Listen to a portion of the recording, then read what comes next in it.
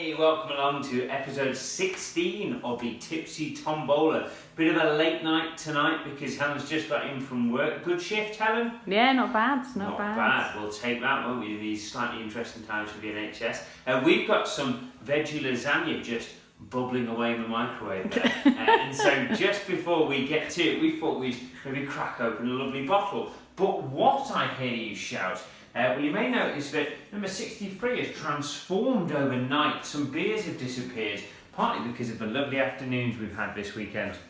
They've been in my fridge and they've been replaced by an instalment Chardonnay, one of my favourite wines. And speaking of favourite wines, last night we drew the Blue-Eyed Boy from Molly Duca, or the night before, whenever it was, and Helen very stylishly showed us the Molly Duca shake.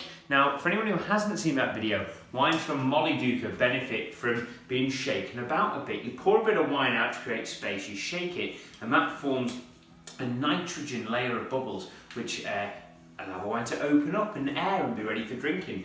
This, as we said on the last one, is a bit of a beast. It's a blockbusting red. It's one of the, probably the best single varietal Shiraz I've ever tasted. What did you think of it, Helen? Yeah, it tasted strong. Yeah, big and bold. Yeah, but yeah. considering I only had one glass. Just for one, just a tipple you had. Yeah, I did. 16.5%, and I would say not overly alcoholic in the taste. You know, still No, bold. it was quite vanilla-y. Yeah, a bit of that spice, wasn't there? Like yeah. a sweet spice, like vanilla. I thought it was really, really good. 2018, you could probably keep yours for a little bit longer if you've got one at home. But yeah, drinking beautifully it was.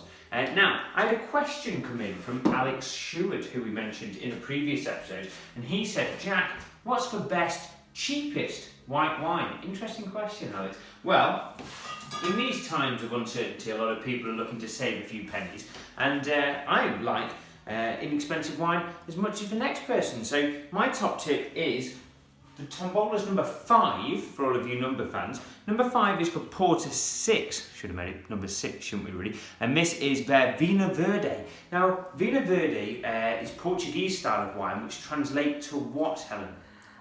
Green wine. Green wine, correct. So if anyone ever says, have you tried green wine? Maybe you have with a Vinho Verde. They often have a light spritz to them, just a little bit of petillance, a touch of bubbles really, just a tingle on the palate. So probably not right for a cold evening with lasagna, but we'll see.